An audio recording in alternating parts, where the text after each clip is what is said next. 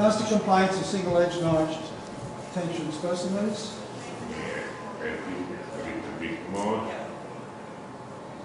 Yes. Now, why are we interested in this? The background is that standard toughness tests are designed to give you a lower bound fracture toughness and therefore be conservative in design. However, it's well known that fracture toughness is sensitive to constraint. Now, I haven't been able to find a good definition of constraint anywhere. Basically, it expresses the resistance to plastic flow. So when you increase the hydrostatic stress, you increase the constraint. And the constraint in practice, in service, usually is quite different from the constraint in the standard fracture toughness tests. And lower constraint increases the toughness, therefore we should take advantage of that.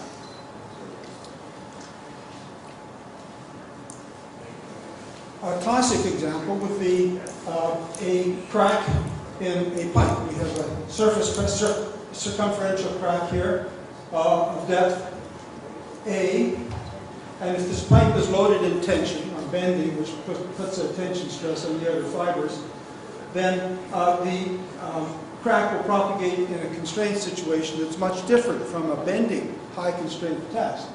So what we want to do is characterize the actual constraint that's relevant for the service conditions. So there have been a number of groups around the world working on designing a tensile toughness test that simulates the same kind of loading as you would get in service for a surface crack in a pipe. Several test procedures have been developed to do this around the world. And the toughness can be expressed in several different ways. The J integral or the CTOD. The CTOD either calculated from the J integral using the definition of the finite element calculations of a plus or minus 45-degree intercept, or it can be characterized by a directly measured CTOD at the original crack tip location. This particular work that we've done focuses on the measurement using the J integral, which is easier from a variety of reasons. And to measure a resistance curve, that is the resistance to fracture as the crack grows, we obviously have to measure the crack size during the test. That's necessary not only to be able to plot a resistance curve, but also because you need to have a concurrent measurement of the crack size to correct the J integral for crack growth. The J integral is conventionally evaluated using finite element methods, and then parameterized by something you can measure experimentally. And what is usually done is to measure the area under the load CMOD plot of the test and to calculate the J integral from that. There, of course, is the elastic part, which is generally small for steel materials, and the plastic part. The plastic part is given by this rather complicated expression, which is repeated in a number of publications, but basically it's simply the incremental plastic part proportional to the area under the load CMOD curve and dependent on this eta factor, which is evaluated from the finite element calculation relating the area, absorbed energy to the J integral. This term is a correction for crack growth, and it depends on this gamma factor, which again is evaluated by finite element methods. And we need to know the increase in the crack size to be able to correct for the crack growth. So we need to measure the crack size. How do we do that? The most popular way to do it nowadays is by unloading compliance. The compliance, let's remember, is the CMOD divided by the load. The stiffness is the load divided by the compliance, so they're simply inverse parameters. It's a simple way to do it because you don't need much instrumentation. What you require is the load measurement which you have already during the test and a single clip gauge to measure the CMOD. This is the typical test result. You can see the setup here where a specimen, we use a B by B specimen, pre-cracked in fatigue normally, clamped between two grips and loaded in tension. That simulates the same kind of loading that you would get in the tensile situation for a circumferential cracked pipe. The crack is here. We have a CMOD gauge measuring the crack mouth opening. This shows the load as a function of CMOD for 3 different specimens in weld metal, heat affected zone, and base metal. The difference in the loads is simply reflecting the difference in the initial crack sizes, so there's nothing particularly indicative about that. And you can see that the way we measure the crack size is by periodic unloadings and by measuring the slope of this line, which is the inverse of the compliance. And as the crack gets bigger, it becomes more compliant, and so you can calculate the crack size from the compliance. And in the meantime, we're measuring the J integral from the area under this load CMOD curve. Now, it's convenient to use a parameter U, which is a normalized compliance. C is the compliance, B is the specimen thickness. So this parameter is useful in correlating the crack size and the compliance. This simply gives the definition of the terms.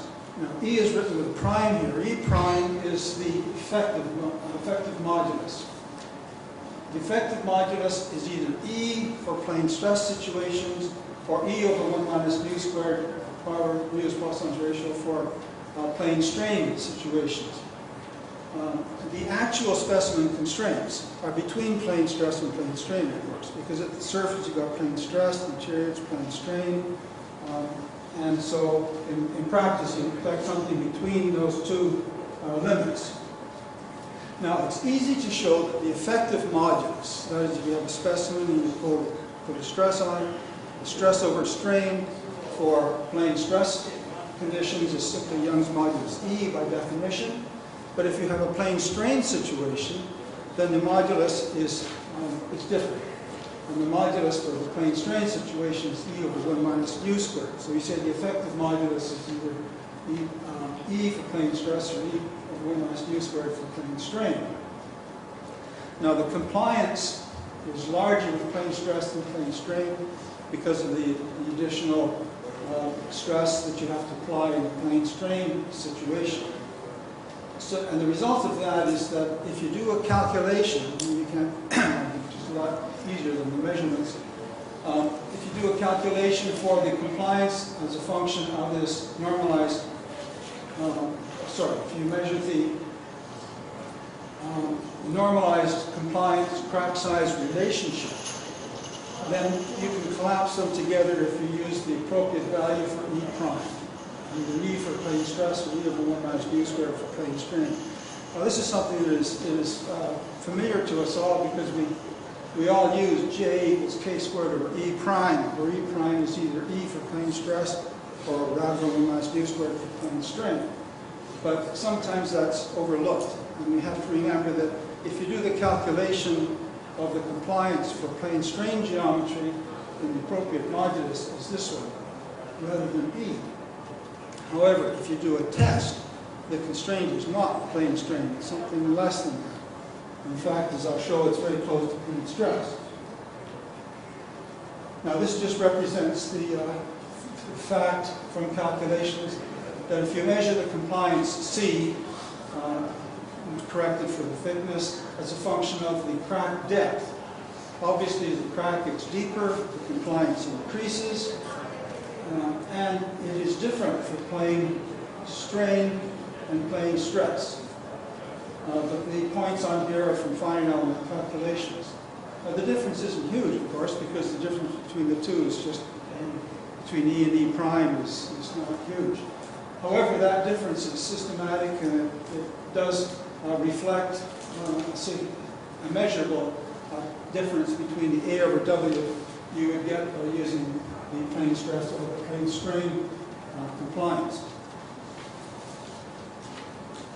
And this just shows that if you take calculations done under plane stress constraints, plane strain constraints, and use the appropriate normalization, then you can collapse the relationship between U and A over W into one curve. And so this simply underlines the fact that you have to use the right modulus when you're calculating the crack size. This is an expanded version showing, again, plane strain and plane stress compliance as a function of A over W, and some 3D calculations as well. Now, in actual geometry, which is three-dimensional, from plane stress and plane strain, and you can see from the position of these crosses, which are the 3D results, that they're very close to the plane stress relationship. This has been reflected in the latest ASTM standards for fracture toughness, where the crack length compliance relationship uses E prime equals E, rather than E over 1 minus U squared. Now, there are complications when you're actually doing the test. In the first place, when you load the specimen, it rotates to get the load line through the center of the ligament. You may have seen that in the figure that I showed of the specimen during test. So you have to make a correction for that. You usually use side grooves as well in order to keep the crack growing in a straight line and to try to get uniform constraint situations across the whole crack front.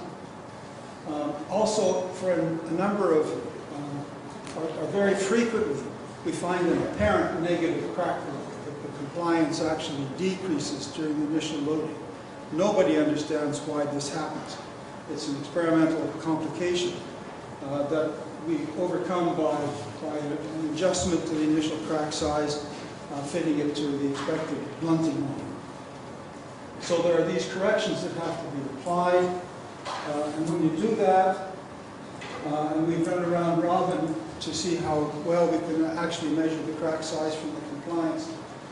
These are the results where the blue points show the initial crack size and the red points show the final crack size measured by compliance, and compared to the crack size that's actually measured on the fracture surface by the usual 9-point technique.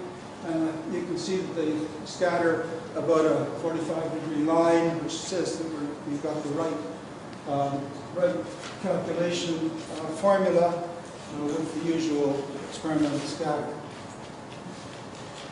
These experiments are quite difficult, by the way, because the modulus and compliance and tension is much different from what it is in bending. You have to be use much more sensitive equipment. Conclusions of crack size for SCT specimens can be accurately measured using CMOD unloading compliance. For SCT specimens with H equals 10 WB by V, the parameters reported by Carbarao and Rubieri in 2007 represent the variation in crack size and compliance, and the effective modulus that we use in normalizing the compliance should be the plane stress modulus E. Thank you.